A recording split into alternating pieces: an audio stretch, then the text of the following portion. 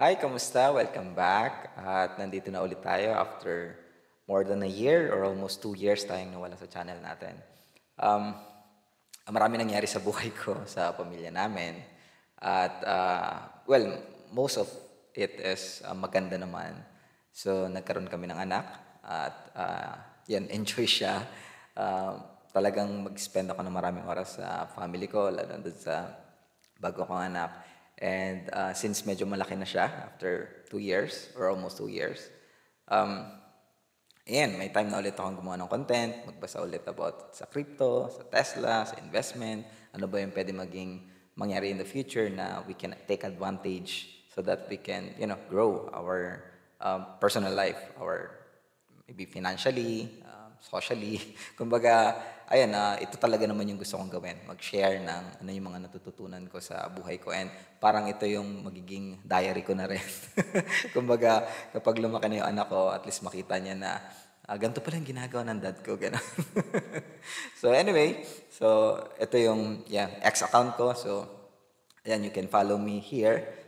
Active ako dito. Actually, hindi ako nawala sa X. Lagi ako nagpo-post doon kapag pinababasa ako. Pero yung pagre-record ng ganito, hindi ko na talaga mabigyan ng oras ng mga time na yun. So, pero ngayon, tingnan natin kung hanggang ilang videos yung kaya ko i-upload per month. Pero sa ngayon, maluwag yung time ko. So, naisip kong, ano ba yung magandang video ko nung before and try ko lang tingnan kung nagkatotoo ba yung prediction natin. So, ang gusto kong balikan ay yung time na nag-discuss ako about kung gaano ako ka-bullish sa Ron ng time na yon. So, ito yung video na yon. So, kung gusto nyo panoorin, check nyo ulit.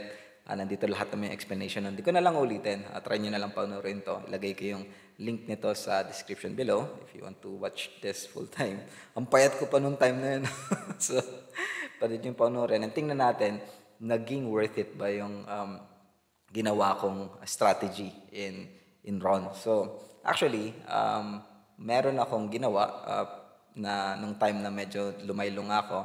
Ang ginawa ko, nag-farm lang ako at nag-stake. And nitong bull market, nagulat ako. Hindi ko in-expect na 2024 yung magiging bull market. In-expect ko actually is 2025. So, nag-accumulate ako noon.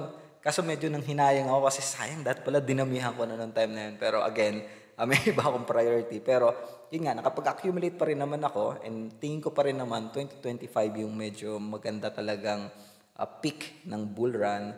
Yun yung prediction ko lang. Napaaga lang siya, which is pwedeng good thing na meron na rin akong kinita. Medyo bad in a way na sayang.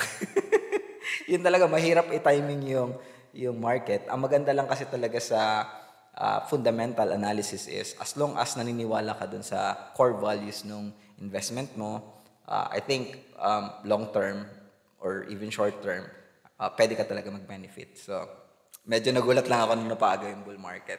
So, again, ang ginawa ko sa Ron ko noon, nag-farm ako and nag-stake ako. So, dalawa yung way ko ng pag-earn ng Ron habang busy ako sa ibang bagay.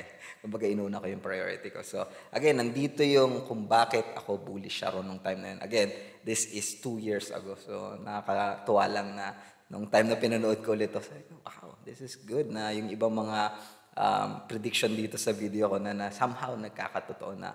And sa ngayon, share ko lang sa inyo kung ano yung percentage kung paano ko inallocate yung RON ko. Kasi yung iba nagtatanong, nung time na wala ako, ano bang ginawa mo? Yung mga kaibigan ko nagtatanong, ano ba yung ginawa ko? So, ito siya. So, share ko na rin lang sa lahat, hindi lang sa mga kaibigan ko. So, nag-farm ako. So, majority ng holding ko sa RON ay naka-farm. So, halos 80% ay naka-farm ako. So, majority nun ay sa ETH and RON. Kasi naniniwala ako in both ETH and RON. Yung sa USD, sakto lang. Kumbaga, parang liquid ko lang to pag gusto kong bumili. For example, yung Pixel or some NFT. So, meron akong parang liquid. Pero yung stake ko talaga na hindi ko ginagalaw and then nire-stake ko lang ay itong ETH. And then, nag-try din ako mag-pool. So, maliliit lang yung pool. So, nung nagkaroon ako ng airdrop sa Pixel, so nagulat din ako doon. Sabi ko, ayos to. Nag-stake lang ako, tapos nagkaroon pa ako ng free or airdrop ng Pixel. So, ang ginawa ko, sige, try ko i-pull kasi tingin ko, pwedeng mag-boom din yung pixel and then kapag naka-pull ako nun, so nag-i-increase din yung pixel ko and yung ROM ko at the same time. O so yung YGG, nagkaroon din ako ng airdrop. So, yun yung maganda pag nag-stake ka at naniniwala ka dun sa future ng Sky Mavis. Alam mo, in long term, it's good. Ang mahirap kasi kapag nag-invest tayo heavily dun sa ibang coins, siguro kagaya ng Gala Games or nag-invest din naman ako doon pero hindi ganun ka-strong yung conviction ko doon eh. Kaya majority talaga ng holdings ko noon nasa RON, nasa Sky Mavis. And again, nasa video ko na to yung explanation kung bakit. Di ko na lang i-discuss dito. So, ang point ko for this video is more on ano ba yung ginawa ko at ano yung continue kong gagawin. And then, ito yung mga stake ko. So, nahati sila sa apat. Bago lang yung CyberKongs kong nilagay. So, medyo malaki yung nilagay ko kasi tingin ko baka may maganda ring airdrop. Pero, majority ng stake ko ay nasa Sky Mavis, nasa YGG, and Google. Nagulat ako, may Google, ayos to. So, baka magkaroon ng game, baka mag-develop ang Google ng game sa RON. We never know. And then, magkaroon din sila ng airdrop. So, that's why naglagay ako dito. So, kumbaga tinitingnan ko yung mga pwede ko pang restricts. So, ito, binabago-bago ko naman to.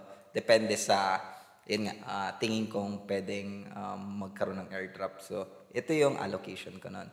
And, tinry kong gamitin si Crook. Tingnan ko kung ano ba yung projection ng Sky Mavis and kung ano ba talaga yung magigipang ecosystem ng Ronin Network. So, maganda to si Crook. Pinakita niya dito na ito, sa ngayon, meron siyang Axie Infinity and Pixel na play-to-earn game. And then, marami din siya mga NFT na sinusupport. So, kumbaga, nag-grow siya. And gusto kong i-highlight dito yung part na na-surpass niya na yung BNB in the second most used blockchain. So, sa akin, kapag user yung titingnan, tingin ko yun yung magandang metric para masabi kong, the future is bright for this company. Kaya, for me, I will continue my stake, my farm, and then just accumulate and restake and gamitin ko ulit yun to farm again. So, ganun yung ginagawa kong strategy. And, na-inspired din kasi akong gumawa ulit ng video kasi umattend ako nung recent na YGG event dito sa Pinas, doon sa Batangas. So malapit lang yun dito sa area namin. Nasa south na rin kasi ako nakatira ngayon. At dumalaw ako doon. Nihanap ko si Kuko, hindi ko siya nakita. Pero nakita ko naman, nagulat ako, nakita ko si Kevs. So nag-picture kami. And then late na rin kami noon kasi nga may pinuntuan din akong iba. Meron kaming family outing. So again, my priorities, my family. Itong part na to, since along the way naman siya, sabi nung asawa ko, daanan natin. So, nung time na nandun ako, natuwa ako. Sabi ko, nice. Parang, ang sarap ulit gumawa ng video. Kaya gumawa ulit ako ng video. And again, active naman ako sa X. Never akong nawala sa social media. More on X lang. Hindi na ako masyadong gumagamit ng Facebook and IG. So, kung gusto niyo pa rin akong i-follow and tingin niyo kung ano yung tingin ko sa market, so you can check it here. So, yan. Marami naman akong pinopost dito. Okay, yun na lang muna sa ngayon. Thank you for tuning in and see you in my next video. Bye!